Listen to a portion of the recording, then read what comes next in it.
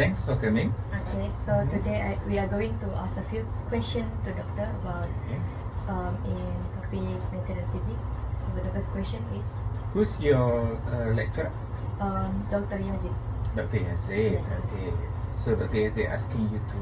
Yeah, this is This is our assignment for assignment 1 for physics, natural physics. Alright.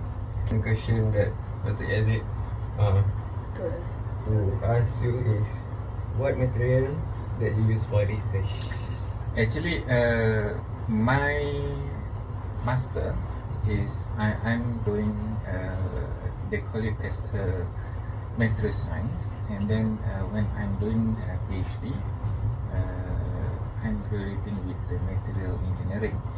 So actually, range of material has been studied, and from 2000 and I think start from 2000 till now. So 23 years. My master, during my master actually I'm doing a class under Prof. Sidek, and during my PhD I'm doing ceramic. There is the category of material I'm use, glass and ceramic. If you want to discuss in detail about that materials, glass, of course, we have range of glass from phosphate glass, boric glass, and so on. And most of the application of glass also varies. Some of them is for shielding and so on. And after 2007, actually my group found one piece of material, which is we call it as a willemite. Willemite is possible material. One of the usage of the willemite is for the LED. So because possible material, in other words, is the material which can glow in the dark. So you can after we do something such as we applying certain voltage or so on, or maybe we illuminate with certain light such as UV light and so on, they can glow. So that material also can we also do that material. Actually, willemite is zinc silicate glass. So the basic of the raw material is from the zinc, and then of course silica with certain ratio. And zinc, normally we just use zinc oxide from the commercial, and then the silica, we varies the silica source. We can use the commercial source of silica. We also can use silica from the waste. We in my group actually successfully extracting the silica from the rice husk ash, and from sodium silica glass, they have plenty of silica in sodium silica glass, and several more such as actually most of the plant they have percentage quite a higher percentage of silica in them. Yeah, most of the for example ash from kelapa sawit, palm oil. Yeah, palm oil, trunk or palm, whatever part of the palm oil. Then normally we can when we burn them, so they can form ash, and then we can extract silica from the ash. That is one of the material. The later application is for the LED. We also managed to forming that willemite things to be a substrate of biosensor. That biosensor, they can we collaborate with the UKM. They use that substrate for fabricating sensor for the kidney, CKD. That's one of the material I use. The other material I also studying related to glass and ceramic. Of course, I have others, but I think today I just want to focus on the glass and ceramic. The other one is we have several current FYP student, master student and PhD student doing bioceramic. The application of that bioceramic is for the dental application. Actually, we fabricate dental paste, tambah gigi kan. Okay. So that method for the we call it as a GIC, glass ionomer cement, because that paste actually kind of cement. Actually that material it fall under composite lah. That because when you are studying material, you can classify material. Classical classification is ceramic, composite. No, the classical classification is supposed to be ceramic, metal, polymer. Yeah. That is the classical. Only three. And then when you mix, let's say ceramic and composite, ceramic and polymer, ceramic and then they become composite. So in for the GIC, actually GIC is composite. We have one component for the glass, one component for the polymer, one component is water. The ratio I use is 3:1:1. 3 for the glass, 1 for the polymer, 1 for the water. And you can play around with the ratio and so on later. Okay? So why we can because the glass is bioglass lah. And then of course you need to know why we can categorize them as a bioglass and so on. Do you know? No, I hope you can know. Basically, bioglass is the glass which can use we can use as the material must be compatible with our body lah.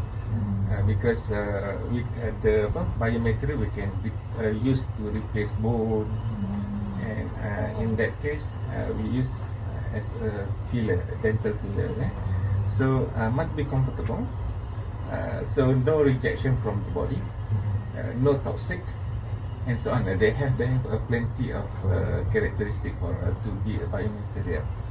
And the good thing for for my GIC is when we put in the in our mouth, we have saliva, then they can grow appetite face material. They can grow by themselves. So it's good for the lateral strength, as well as it is also good for the binding. Okay, so doctor, can you share with us what initiated you to pursue in material science? Actually, in our life, to be honest with you, in our life, not many things we can choose. My life, I just follow the flow. Because after I'm graduating from the UPM, first degree, matriculasi at that time, we have matriculasi at UPM. At that time, they offer me a job as a teacher, science teacher. And then during that time, we can continue study. So I'm doing master freely because I'm a UPM staff at that time. So but only that time. Nowadays you need to pay. So originally I'm studying under Prof. Halim, which is Prof. Halim doing superconductor. But because I'm doing part time, I have a permanent job as a teacher, matriculation teacher at that time. Then I don't have much time to doing lab work. For the superconducting, it's good. It's very good material, but the time preparation is relatively long. So I need to spend for one sample more than 1 week, sometime a month. So then that is the way how you need to, when you have a problem, you need to solve your problem. So then at that time I just looking around in this department, which area actually is more suitable for me, which is I don't have time. So then I saw Prof Siddiq, which is doing class, and I can preparing class within a day, one sample a day. So that is one of the main reason why I'm doing this area. So once you already in that area, normally you will not run away from that area. That is the main reason. So I think the conclusion is you just do whatever opportunities you have, and then along the way, if you facing any problems, then just try to fix the problems and set. Yeah. The question is, what is the most challenging thing doctor had to went through during study and working? In research, the most difficult thing is to have, because we are doing materials, so to doing material is you need to fabricate the material. To fabricate the material, you need to have many things. Money to buy the raw material, of course. You need someone to do it for you. I cannot because in my position now, I cannot go to the lab and doing the research. So I need student. Okay? And then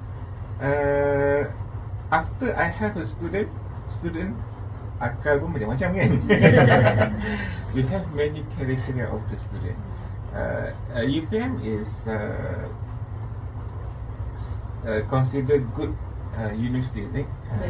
We previously we are 1, 2, 3 in the world, number 2 in Malaysia, right? So because of UPM have a good reputation, we also receive many students from international students. Previously we have I have 4, 5 students from Iranian. I have students from Libya. I have students from Iraq. I have students from Iran. I have students from the African country. So all those have their own characteristic. So that is some of challenge because the custom is different. Some of them have a good knowledge but cannot communicate fluently with us. So all those is a kind of challenge lah. But we need them to do work, and they also need to communicate with the colleague. After, let's say they are able to produce a material, then the later stage is they need to analyze the material. To analyze the material, they need to know where to analyze, how to pay, and so on. Okay? After they got the result, then analyze, then you need to discuss. Okay? Doing research is not doing thing, but you also need to publish. You need to tell others. So you need to publish your work. So the public to publish, you need to you can publish in journal, you can publish in conference and so on. All those need money. So I think if you asking me, the main obstacle is money lah. You have money, you can do many things. Alright, I think that's enough. Okay. Thank you, doctor, for the knowledge and the advice. I think that's the end of our interview. Okay. So, thank you, doctor. Alright. Good to see you.